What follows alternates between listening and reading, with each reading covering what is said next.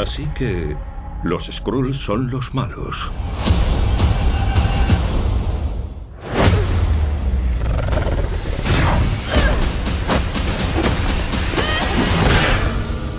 Y usted es una Kree.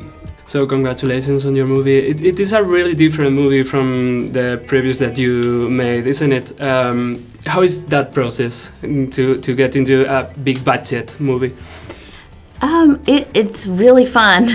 It was a really fun process. I mean, it was definitely exercising a different creative muscle. We're so used to making smaller movies that are reality-based and naturalistic, and we go into a location, we're reacting to these real spaces and real things around us and using them to make the film.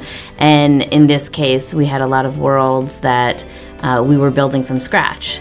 And therefore, you know, kind of our imaginations were the limit. And that's just a really different creative muscle to exercise, but it was a fun one. Is there something that surprised you that you went, oh, we can do that?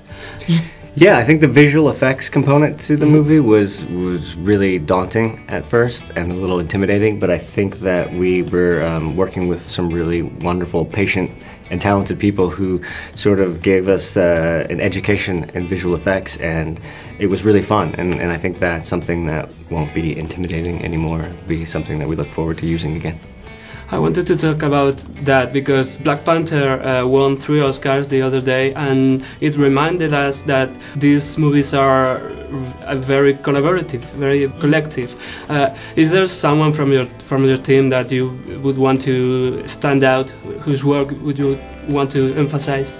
There are so many people who work on these movies. I mean, they're just literally thousands of people. So I don't think that we could say one individual person, but there were so many. I mean, there's Geneva, who we were writing with. There's Chris Townsend, who is our visual effects supervisor. Victoria Alonso, who kind of heads that aspect of it off in from Marvel. Jonathan Schwartz, our producer. I could really go on and on and on. Pinar, our composer. Who was incredible, and our editors. We're going to take up all your time. Yeah, we're just going to start listing, literally. Have you seen how long the credits are? Just roll the credits. There are a lot of homages to the 90s in your movie, like the blockbusters, the pinball. There's this Terminator 2 vibe that I saw in the movie. Is there something specific like that you wanted to pour in this movie from the 90s, personally? Yeah, I mean, the blockbuster was a big deal. I worked in a blockbuster in 1995, and so walking onto that set was kind of like a time machine where all these VHS cases were filled with on all of the shelves, and it was just really fun to walk around that set. Yeah, really fun. Which movie from the 90s did you think we have to pay an homage to this one? Well, you said Terminator 2. That was certainly one that we were thinking about. There's also a little bit of Point Break, a little bit of The Matrix. A little RoboCop, which is not 90s, but close to it. And close enough. I understand you're very collaborative with your team. How was working with Brie Larson? Did she bring a lot to the table for her character? Yeah, absolutely. She brought so much to the table. I mean, she is this movie. You know, she's like the only one on the poster.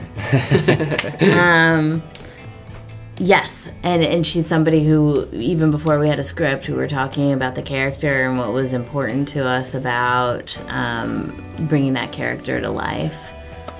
I read yesterday, preparing for this interview, that when Disney hired James Gunn for Guardians of the Galaxy, you were in conversations for that movie.